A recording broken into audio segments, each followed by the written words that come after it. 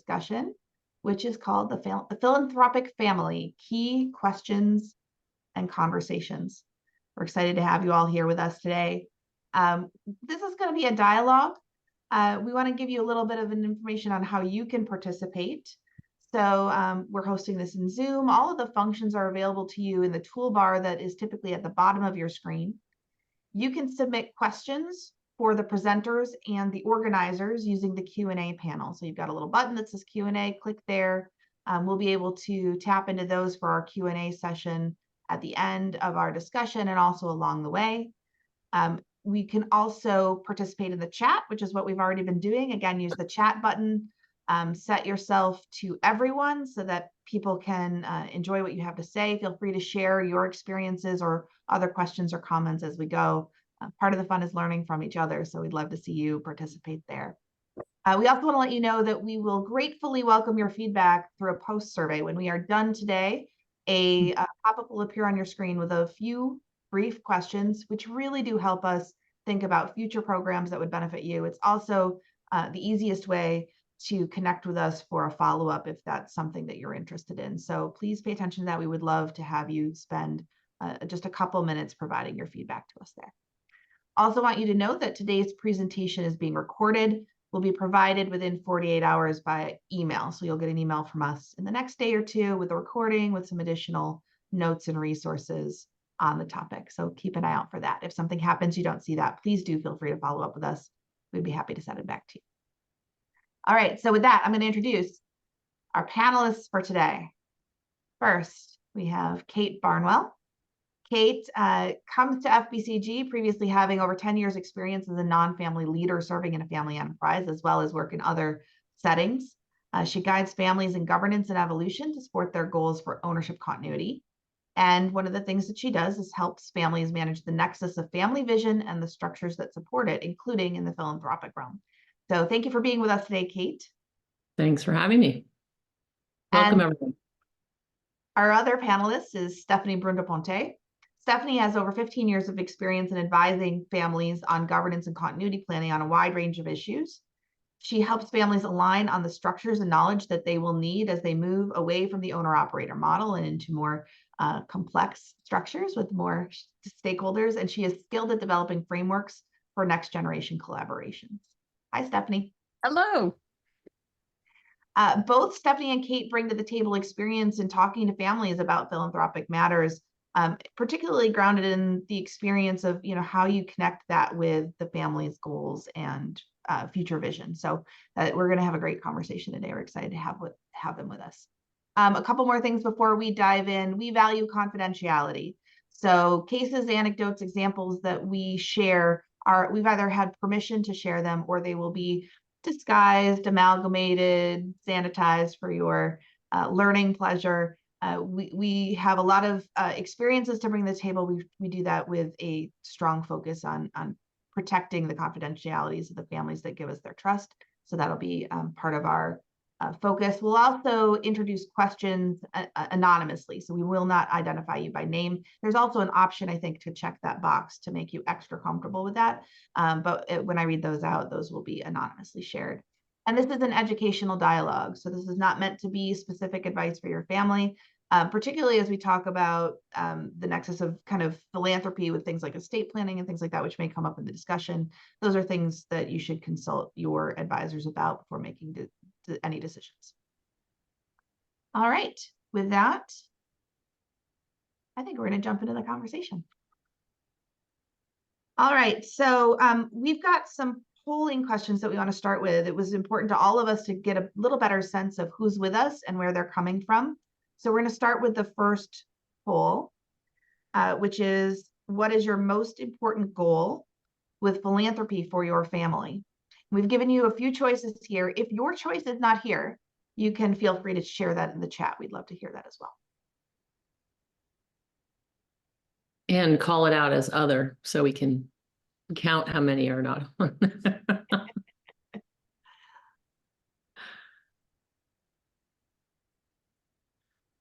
And obviously, these can all be choices and we're forcing you to sort of just pick one, which I know is difficult because there's usually multiple motivations. So just try to pick the one that's maybe most relevant. Absolutely agree.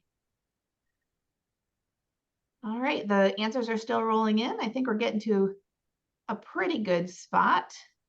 Why don't we go ahead and report back those results? Okay. Yeah, strong. Obviously, number one looks like it's giving back and contributing to the community, which, I'm sure, Kate, that's also your experience. I find family businesses, that's part of what I love about working with them, is they tend to be, really invested in their communities. And so they care about the kind of employment that they're creating, but also that is often a really centering piece of their philanthropy as well. Common purpose and common activity really align with perpetuating values, creating that glue. So, all right. Not surprising and easy to respond to. Yeah. All right, let's go on to the next one then. So the next question is, where are you in your philanthropic journey? We recognize that some of you maybe just starting to talk about this topic in an organized way. Some of you have been doing this for a very long time. So this will be helpful to speak to those variety of experiences.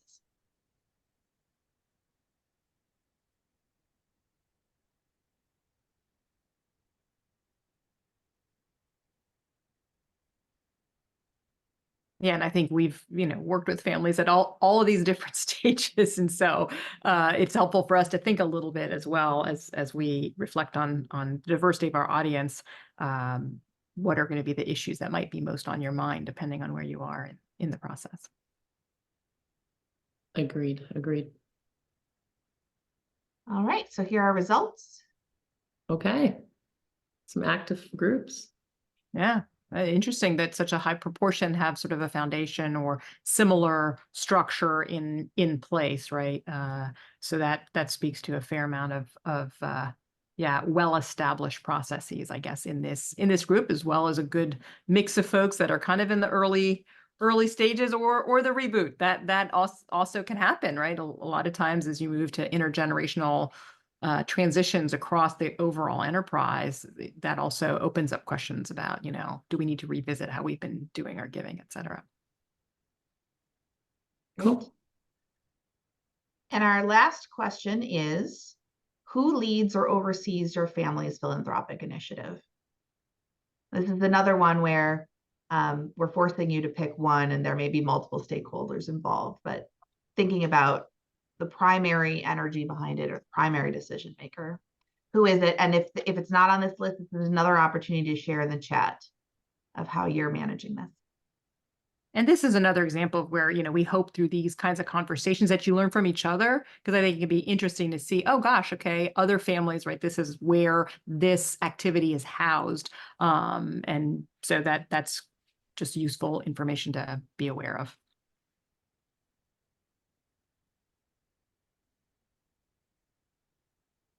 All right.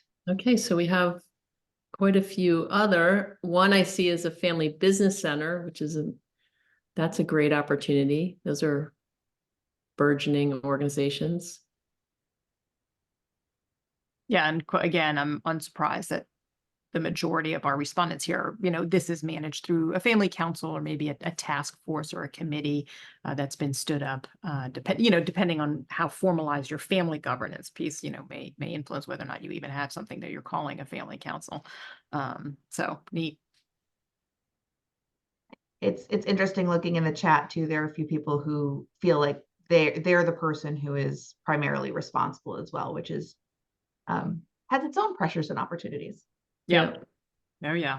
And that, we see that so often, right? It's somebody that the 80-20 rule, that there's one person who, has either historically been doing it, and, how do I engage that next generation? So hopefully we'll get into some of those kinds of topics as well.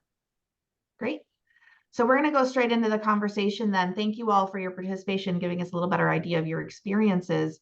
And those experiences are going to speak right into where we start, which is, Stephanie, why don't you share with us, how do you see these conversations around philanthropy coming up for families? Where do they most frequently start? Yeah, I think the notion of community engagement, right, as we saw in the in the responses, that's often a place where the family has long played a role. Maybe it's kind of done inside of the business, right? And so the business is trying to be a good corporate citizen, and so there's some initiatives around giving, but that's a place where the family, wants to be actively involved, and has long played a role, really influencing some of the charitable efforts that are coming through the business. But there's this overlay of the family, and then as things grow, like the enterprise and the family, there comes a point where you probably need to disentangle that, right? There's value in initiatives. It's motivating for your senior non-family leaders in the business to have an opportunity to be involved in corporate giving, but then the family, then wants a space. And how do we disentangle that? So that can be a conversation. Obviously, estate planning, right? As people are engaging in their estate planning, there's some tax strategies that might come up that involve giving, whether it's sort of on an annual giving basis. And so that's how a family kind of gets into this, or it's part of how it gets in, or longer kind of more strategic estate planning, where there's sort of larger philanthropic gifts that are devised around that. And again, as we saw in the responses of the family council, or family meetings, right? I very often see family philanthropy kind of coming up in those settings, right? It's a vehicle to engage family members, often family members who are not as involved in the operating businesses. This is a place where those individuals, can really get involved, make a mark, have some influence, take on some responsibilities. And a sort of a subset of that might be, this can be an entry point to engage that next generation, right? So as the next generation is sort of kind of coming into these meetings, this might be a place to start to give them some responsibilities, some opportunities to be part of decision making. And again, and we'll talk about this more over the course of our conversation, but it can almost be a good training vehicle that will then help them develop some skills that translate into other responsibilities that they're going to shoulder as enterprising family members. It's you've cited a few specific, visions people have for why they start these initiatives. I think as we were contemplating this topic, one of the things that we recognized is sometimes as we go, we learn, right? If we find out that there are things we didn't know, we didn't think about. So as we start this conversation, what do you find that families often haven't considered or haven't thought about as they start this process? Yeah. And again, if somebody's been the primary decision maker, there's a burden of that responsibility, but there's a simplicity of like, well, I just make the decision. So, as you involve more people in the process, then you do need to think through, how will we make those decisions, right? So what decision-making processes or governance structures, depending on kind of your approach, you need to put in place, right? So, for example, the kind of strongest example, and several folks on this call are coming from a foundation, right? A foundation is its own legal entity, and it needs to file a tax return, and it has to have a board of trustees, and it needs to give away 5% of its, so it has a whole host of actual real requirements that it needs to fulfill. And so it's important to give thought in terms of the size and scale of what we're looking to accomplish, and what's the right structure that's going to help us accomplish that goals, and that we have, the wherewithal in terms of the people and administrative support to execute that rationally. Another question that sometimes people don't think about, and look, sometimes there's easy ways to solve that, right? Who's going to invest the money? If you go through like a third party, like whether it be Schwab or Fidelity, and set up what's called a donor advised fund, right? Which is a pool of resources that you can put money into in a given year and get the tax benefit of that charitable gift, but then you can give it away whenever. And typically that third party entity is investing the dollars, right? So you don't have to take that on, but I've seen families where they have family members who want to learn how to do investing, right? And so this is a discrete pool of resources that you could engage a family member or a task force of family members who are interested in learning investing skills to do that work. But again, how do we want to do this? Who's going to be involved? what's the oversight of that? Those are things that we don't always sort of think through. And then there's also the learning journey, right? If we want to be making a difference in our community philanthropically, that's wonderful. What are the skills we need to develop in order to do that well? How do we engage in due diligence around the community organizations that we would support or not? How do we say no, right? Are we going to have a pot of dollars that we're going to give away and everybody's going to get their proportionate share? Or are we going to look to make bigger, more impactful gifts with, smaller number of choices, but then not everybody's going to get sort of their pet organization supported. So again, there's no right or wrong, but I think there's a lot of thinking that needs to go behind how are we making these decisions in a way that aligns with our values and our priorities. And related to that as well, you get into the boundaries of giving, right? And so what's in bounds, what's out of bounds. Very often I see with our families is geography, right? So our business, our success as a family kind of started in Western New York. And so we really want to support the organizations that are in Western New York. But as you move down the generations, many family members didn't grow up there, right? And so you can have some natural tension about, well, I'd like to be able to support organizations here in Oregon, where I'm raising my family, and I want to be involved in this community. And so again, it's not like there's bright lines as to what's the right or wrong answer, but these are conversations that we often help families have so that they get clarity and that this shared giving is a source of joy and success as opposed to a forum of conflict and frustration. Yeah, Kate, I'd love for you to build on that a little bit because Stephanie started to talk about some of the kinds of decisions about how we give our money, what we're giving it to, in terms of, is it individual choice, collective choice, and how it might change over the course of the family's evolution. In a founding generation, one or two people may be making the major decisions about the philanthropic giving. And it may be connected to the causes that are closest to their hearts. Yeah. But as the family changes, that may also change. So tell us a little bit about how you see that evolving with the family.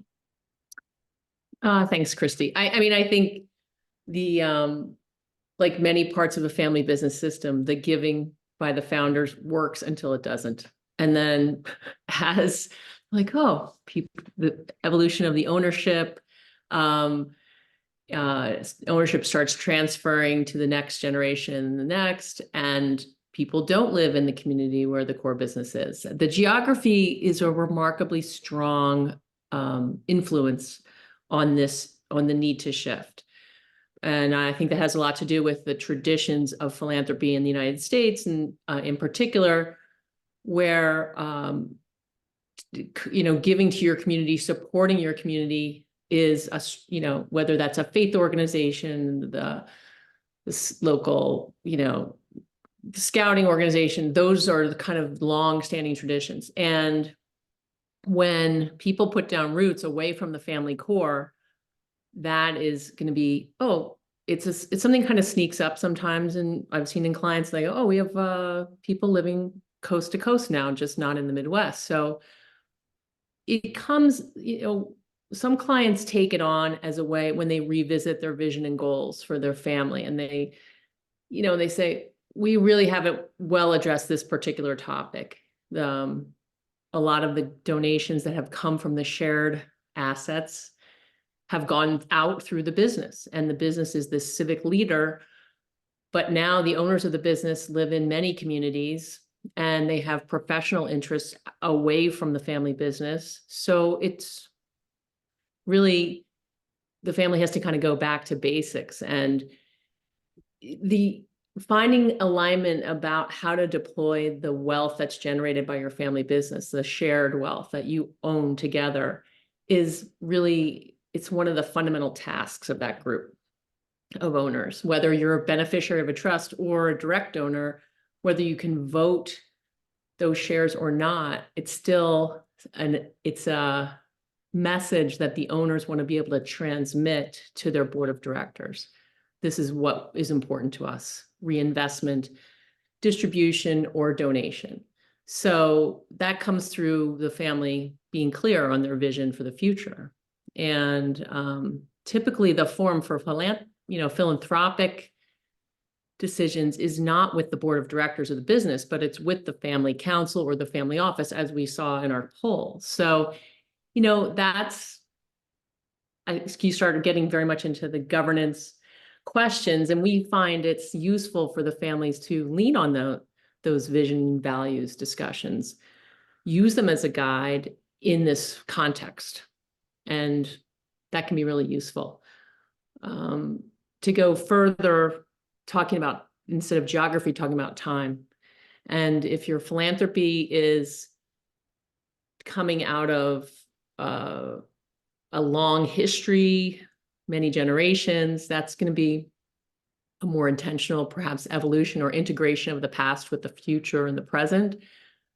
But if you're just starting, you can really think about, there are philanthropies that are intentionally short-lived, and it could be a project of your family rather than this big, long undertaking of structure and additional decision-making and bureaucracy. Sorry, foundation people. But, that's something to think about. And we help families think about what is your vision for the lifespan of this? And are you intending that your grandchildren are going to take this on, even though they're only 3 years old right now? And if that's the case, what does that imply for your family in terms of preparing those people? Even when they're 6 and they start to count change, if there still will be change in the future, then, how do they start thinking about money and the family shared assets, even at that age? So that's, those are all considerations. I'm not closing this loop very firmly, but you can really go on and on. So I see that Casey shared in the chat a great way for next gens to become involved where to give money is to let them pick an amount of the entire pot. And I think that ties a little bit to what we want to talk about next, which is, balancing what's our philanthropy versus what an individual or maybe even a small group desires in terms of their own giving. So how do you see families address the tension between different interests for individuals in particular? Yeah, and that's a great question. And that's also, it is a natural tension. The tension between the group and the individual is always present in family systems. And, your individual actions have implications for the whole group because of the way that you're intertwined in the business, in your ownership, and in the family. I want to go a little bit back to the time horizon situation, as if the family desires for the philanthropy to be carried forward, and their legacy to be expressed through philanthropy, which is often a longer lasting initiative than a family business, then the rising generations really need the opportunity to reinterpret those family values. And what is the family what does the legacy look like in their present reality? What does it mean to them? How are they living it out? And we encourage the leading generation to allow that evolution to occur, and that can be through forums, kind of a junior board of Stephanie's talked about this, having shadow board members for your philanthropic board, Rising Gen Forum, where they can work together, learn how to make decisions together, and build relationships with one another. That's a really important role for the rising generation to play. Now, coming back to a diversity of needs, sometimes it is generationally diverse tensions, but for individual giving, some families just use certain tools and structures to kind of manage that problem. You can't really solve it. But in a large owner group, there's going to be diversity of thought. And some families simply just, I know, intentionally distribute funds to individual owners, and they can use it as they wish. Some people, and that's a clean and simple way if you don't have a big infrastructure for philanthropy, or even if you do, and that's a possibility with the way that your family office or business is structured. In families that have more governance around philanthropy, there may be a pool of funds that's allocated to new initiatives that anyone in the family of any age, can bring forward, or eligible individuals can bring forward. And that way, the family can kind of integrate newness or new directions or test new ideas using a structure that has a little bit of freedom. And that helps the philanthropy evolve as the family evolves. That can be a kind of a very organic way to do that. So I think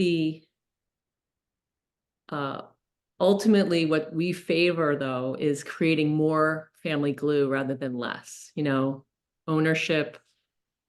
How do you sustain, if it's your family's goal to sustain family ownership through the generations, then the goals of the philanthropy should align with those same goals. And, the stickiness of financial and human capital in the family business is its superpower. And, how can that combine with a drive for growth and evolution to be responsive and have your family business be successful? All those qualities can be put into your philanthropic efforts as well.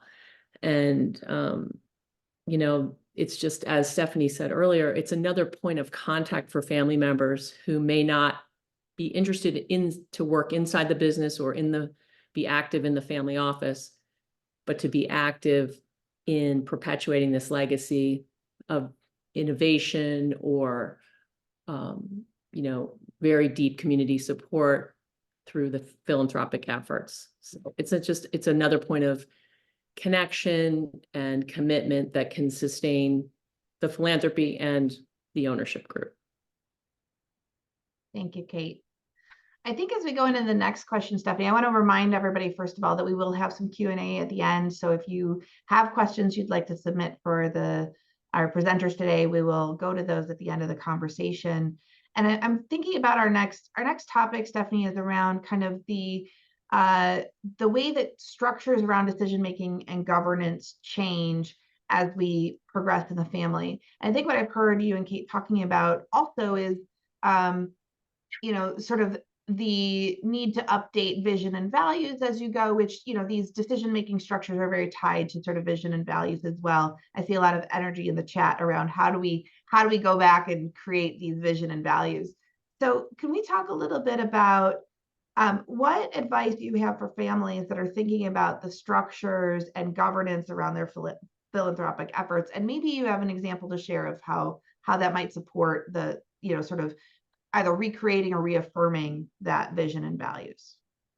Yeah, I think, and maybe building on some of the kind of discussions in the chat and what Kate was talking about in terms of, using your philanthropy as a source of glue for the family. But as many things in family business, it's kind of a both and, right? So, an example that came to mind as we were talking about that is a family where they have a foundation and, they have a board of trustees, and they've done actually a nice job from generational transition, that there's kind of some members of the leading generation are stepping off their trustee roles, and some of the rising generations are now serving fully as trustees, and all family members are invited to sit in on those meetings, and everybody can bring forward a recommendation, right, in terms of an organization they want to support, but it's typically the ones who are doing more of the work, who are serving in the capacity of trustees, that are, they are naturally influencing more of the decisions. that are being done on behalf of the family. But this family also then gives, allows each individual family member to, they give them sort of $5,000 of foundation resources that can go to whatever organization that individual wants to support. And so, they try to create this structure to do a little bit of that both and. The bulk of the giving is being done collectively, and they're collective. And this is another example actually where this family, historically, a lot of their giving has been done through a faith tradition, but as the family has grown, not everybody in the family is now in that same faith tradition. And so they've also had to evolve a little bit, right? How do we do the both and? We want to respect the history. And, that speaks to what you were talking about, Kate, in terms of the time horizon. And as you articulate your expectations for your foundation or whatever your giving structure is, you want to think a little bit about what is really core that we want to have sustained over time, but also how do we ensure that the next generation can influence what the giving priorities are, so that it touches their heart as well, and they are truly bought in and invested in it, as opposed to feeling like they're carrying the flag of their forebears. And so trying to navigate a little bit the past and the present is I think something families, it requires some heartfelt conversations. We want to honor the success of our grandparents. They're the ones who really put these resources forward for us to give away. So we need to be respectful of that. And there's these new sets of issues or concerns that this generation really cares a lot about. So Steph, I would just add there, and it's something that we've talked about in other settings. If the mission and of the philanthropy is not energizing to the people that are responsible for the philanthropy, that's a tough situation, right? So and it contributes to sort of disengagement from that younger or rising generation. And so sometimes people say, well, how come I can't get them interested or involved? And it's, is there room for their fingerprints? I think is an important question to think about. And, and again, some people will stand up a full foundation, but a lot of times, you're putting it in place. I saw people in the chat were talking about a donor advised fund, right? So a pool of resources that you have a lot more discretion in terms of the timing of when you give it away, but it can be helpful to, again, think about your values and align on what's our giving charter? What are the organizations that we can unify? Because again, they're like,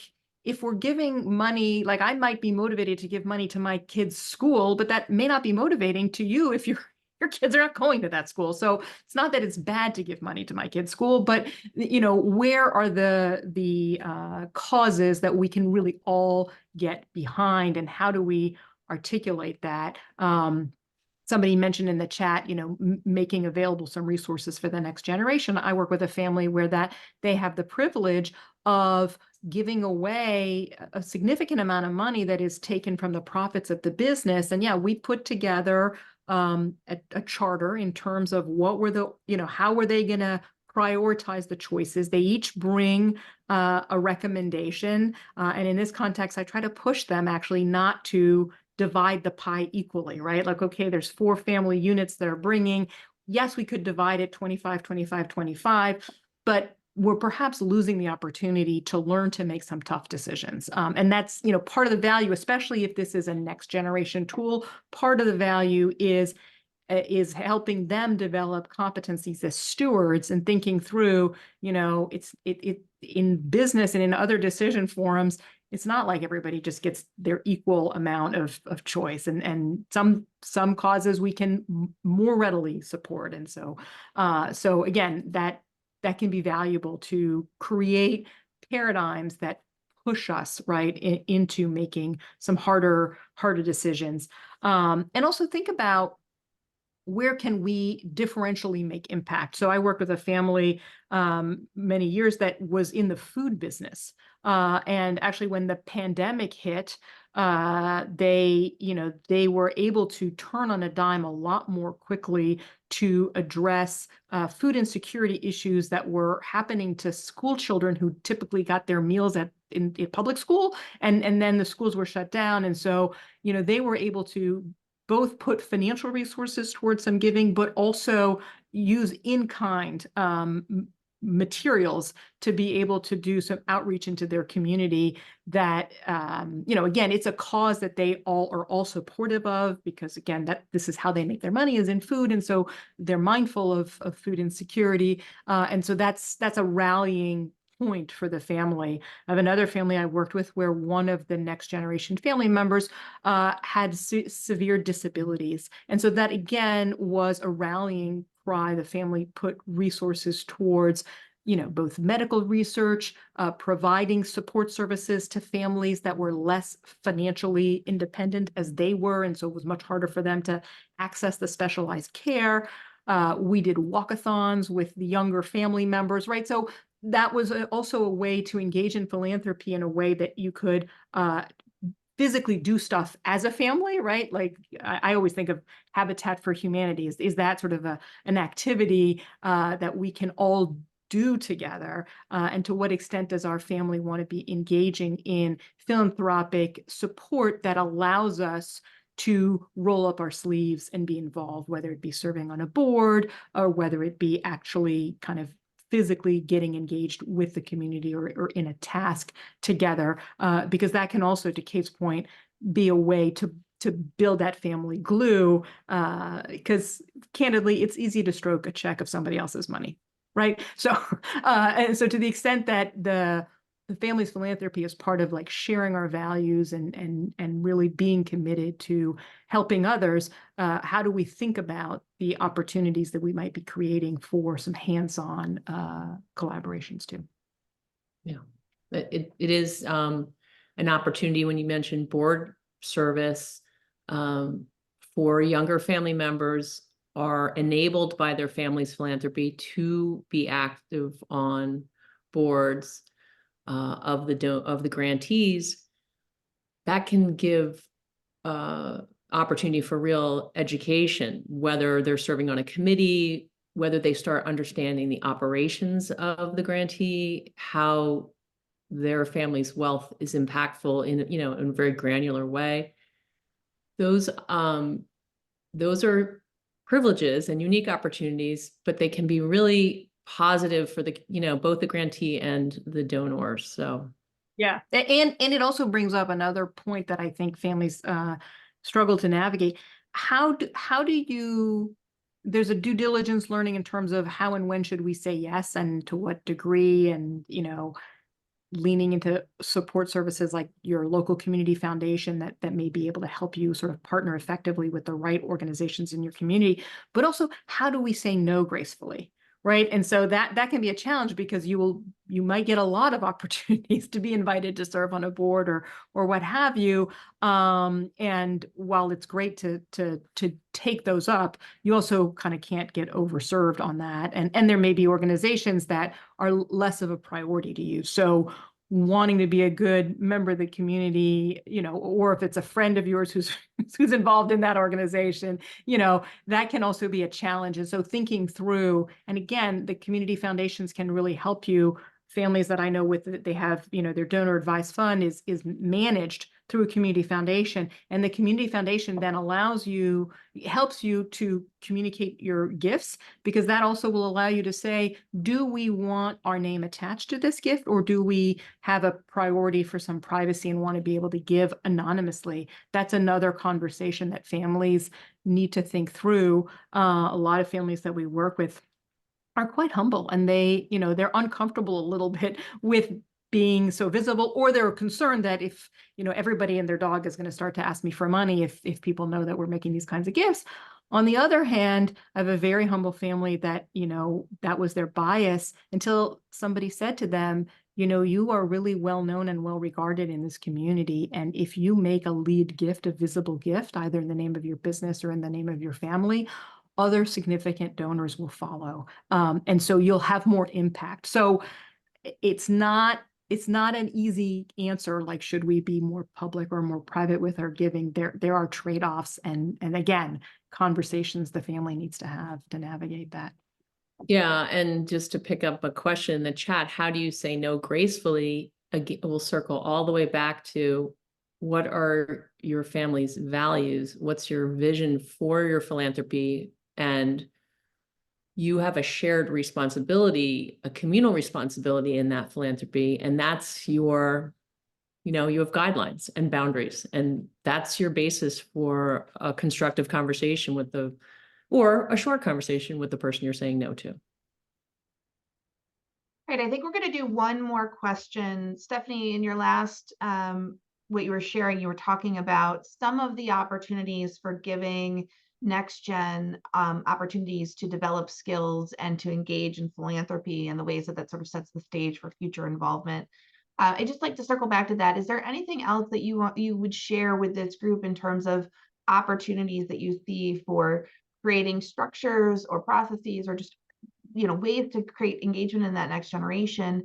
And then with that, what if there's not really engagement in the next generation? What do you do in that circumstance? And we'll go through that discussion, and then I'm going to go back to Q&A, and we'll start tapping into more of the things that we've been hearing from our audience.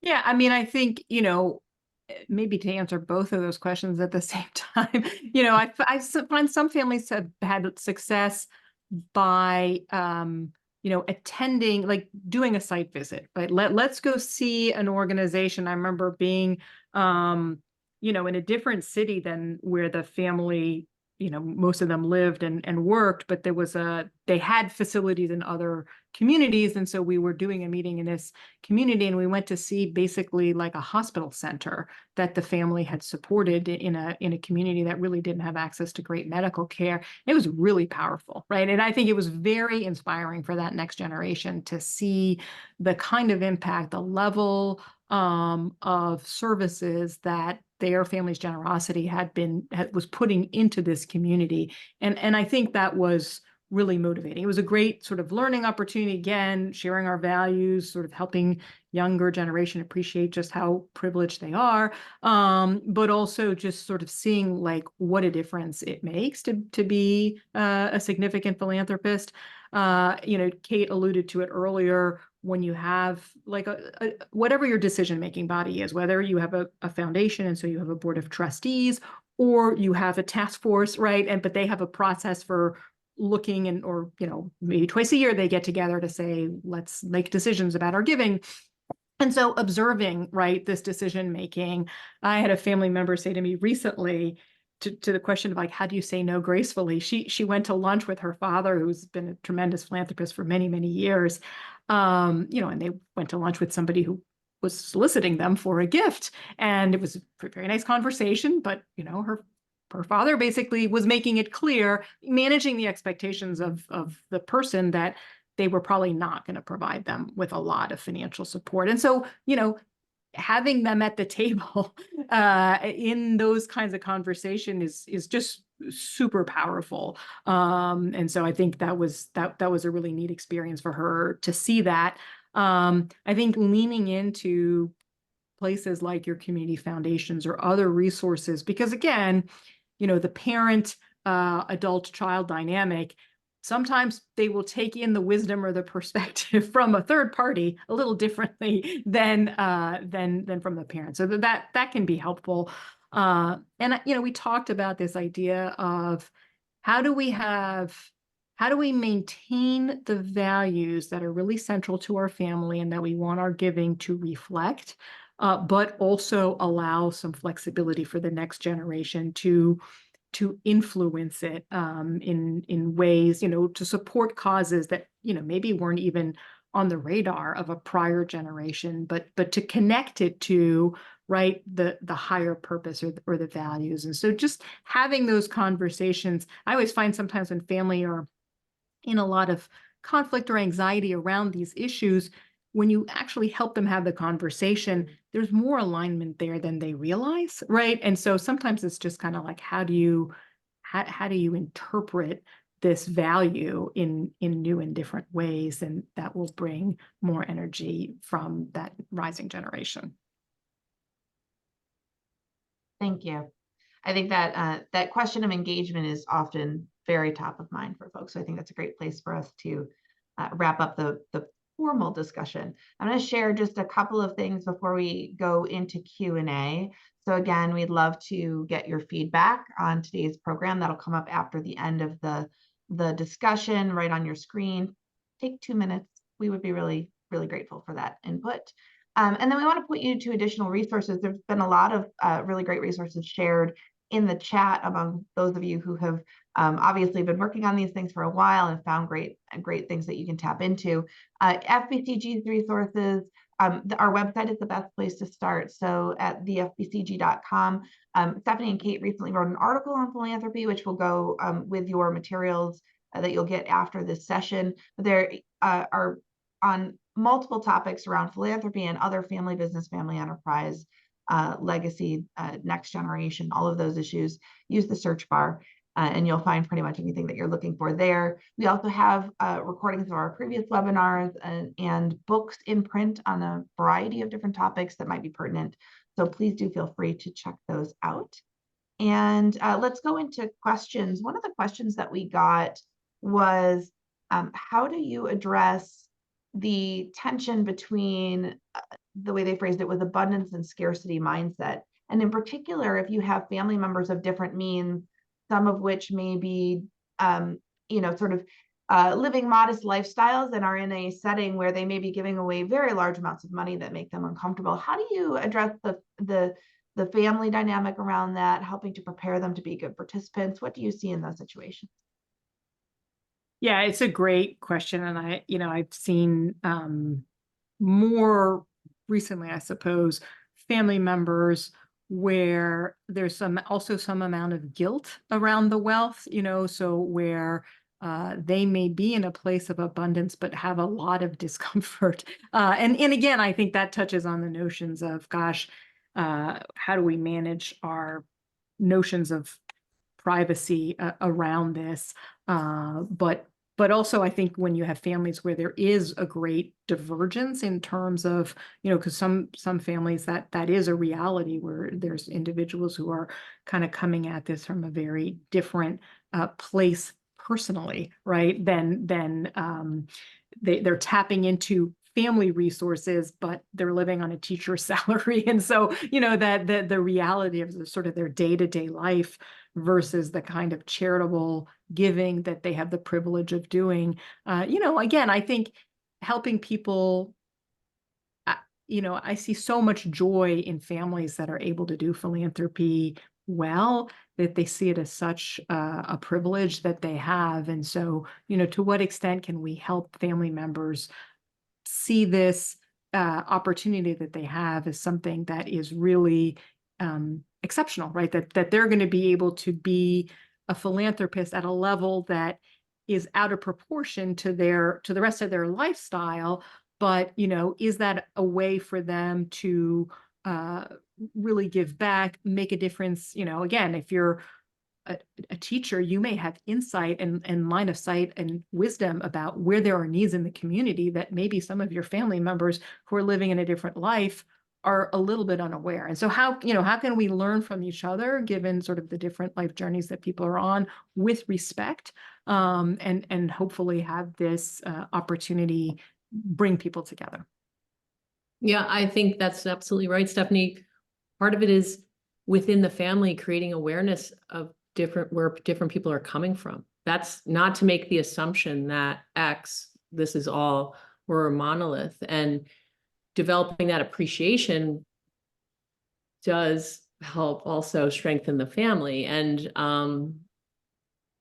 to meet everyone where they are. And do your philanthropic activities as a family address those differences in a way that is generative and strengthening of relationships. It's just to keep in mind. It's just that awareness and building a perspective. Yep. I like you're rooting us back in the joy of giving, Stephanie. And Kate, I heard from you was diversity is a strength, right? And figuring out how to pull those people together. Yeah, I mean, it's an opportunity to talk about something that's really important for families and business to talk about, which is how do you use that money for good and you know, and to understand each other a little deeper on this topic of helping others. It's important. All right, next question. And there was some energy on the chat around this as well about saying no. And we have a question around advice for family giving in situations where an organization will not take no for an answer. Sometimes that dynamic is creating reticence to give or give openly because it has been, you know, because they felt bullied or because they've worried about the blowback of those no's. Do you have any insight for folks on how to manage those dynamics or resources for managing those dynamics? I'm smiling because I remember a million years ago, I worked in a corporate foundation, and you know, that's where I learned about things like, okay, you have giving categories, right? We're going to support these 5 different areas of practice. And I said to a cousin of mine who ran her family's business, well, you know, Pascal, of course you just should say no and this. And she looked at me, she was like, we are a significant employer in a small community. Saying no is really just not even an option, right? And so, because I was saying to her, you could have much more strategic impact if you just sort of focused on a handful of things. And she looked at me like I was from Mars. And so I definitely have empathy for that situation. And sometimes it is challenging, right? Where and I can also remember in that corporate environment, also another experience of being naive when one of the board members' wives wanted us to support a particular cause. And I was like, but this is outside of our buckets. And somebody looked at me like, it doesn't matter. We're still going to be supporting that, you know? So sometimes there are sort of political dynamics, business or community pressures that make it difficult to say no, or that cause you sometimes, you know, to feel like we have to support a lot of organizations and it's preventing us, right, from being as strategic with our giving as we would like to be. In a perfect world, you know, you have a very clear statement. These are the areas that we really focus, you know, or you try and divvy it up and say, like, the company is going to support sort of some of these smaller community things in small ways, just to sort of feel like we're not getting on anybody's crossways with anybody, but the family is going to stay strategic in this very defined set of lanes. But it's, yeah, I wish there wasn't like a magic wand answer that would solve this, but anyways, I don't know if that's helpful. Another question. So we talked earlier about some people have the opportunity and pressure of being individuals who are really sort of championing this. And Stephanie, in one of your discussions, you talked about the you know, sort of the need to have the energy and perhaps the structures to carry things forward. So if we have somebody who is an individual who's really sort of carrying the weight of this initiatives on their own, where would you suggest that they start, or what resources would you suggest that they tap into to provide support, guidance, redundancy? You know, where would you go? Well, I mean, for an individual family champion of philanthropy, I have 2 ideas. One, go internal and be curious and grab one other family member and say, let's find out what everyone's doing individually. Where maybe there's a commonality, you know, ask your 7 other cousins what's going on with your individual philanthropy. We have an opportunity because our tax people are really leaning on us around this, you know, event that's going to create us to have an excess of liquid assets, or go external and seek some peer support and education and perspective. And people have mentioned in the chat, National Center for Family Philanthropy has opportunity to be involved in peer groups. I don't have a lot of details on that, but it's a tremendous website, resource website. And even if you can match up also through your community foundation with another giving family, they're not going to have an exact match of what issues you're trying to solve for, but it just helps you get a little perspective. Maybe your family has land to donate, or non-liquid assets like land or an art collection. And you're like, what am I supposed to do? Do you have to reinvent the whole wheel, or can you just reinvent part of it that matches your family's intent? And it's through, these kind of larger organizations that in the same space that you're in, whether it's art or land or whatever non-liquid asset, and a philanthropy peer group where you can help get some guidance and know that you're not the only person that's ever tried to solve this issue. So I think that's. I love your suggestion, Kate, also of kind of asking family members, what are they doing individually? Because sometimes that can be like, sometimes I ask a question like that as a starting point to try and develop a charter for where they shared interests. But a piece of it is, what is it that your family unit is doing? How are you giving primarily money, time, whatever? And yeah, there you can maybe find some points of alignment. And then, yeah, can you find one cousin or one next gen who is expressing some interest in getting involved or again, as we talked about, like setting aside a pool for that younger generation and really giving them a fair amount of discretion as a great learning tool and hopefully to generate some colleagues that will help you kind of in the broader effort over time. Thank you. I'm going to go to one last question before we close, which was around, introducing family to the idea of giving back. So this is perhaps before organized philanthropy, but just cultivating a culture within the family of wanting to give back and contribute to their community. What thoughts do you have for families who want to, really champion this as a family value and get people excited and engaged in the idea of giving back? I mean, I think of it as sort of a way to live our values, right? And so do you have a meeting with the family? And again, people share what are the ways that they've been involved in the community and look together for like, where are there some common points? Or, back to the examples that I shared of some of the families I've worked with, what has helped us be successful? Why do we have this abundance? And is there a need in the community that we can kind of look back and say, okay, this has helped us be successful. So here's a place where it feels like it makes sense that we could, rally together and look to make a difference. Or, again, it's our grandmother was a huge champion of education, and she, is again looking back at our family history. And so what's a tradition that we think about wanting to bring into the next generation as sort of a way to share family stories and family lore and family values through this opportunity of serving your community in some way. Yeah, I think that's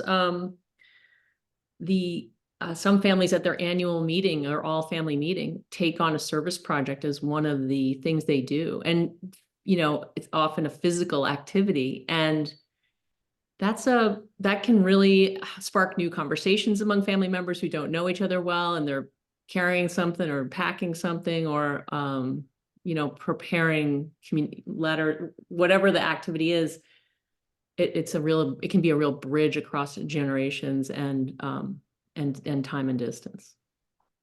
I think that's a wonderful place for us to end, because it reaffirms a theme that I've heard throughout the conversation, which is that firsthand experience of participating in something is great for education. It's great for building energy. It's great for building buy-in. And so looking for those opportunities to really experience the family's culture and commitment to giving is a really important thing. As we wrap up today, I want to thank Stephanie and Kate for sharing your expertise with our audience today. Thank you both for being here. Thank you, Christy.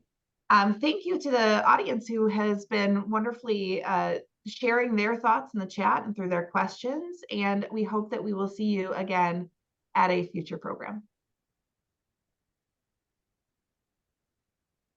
Thank you. So long, everyone. Thank you.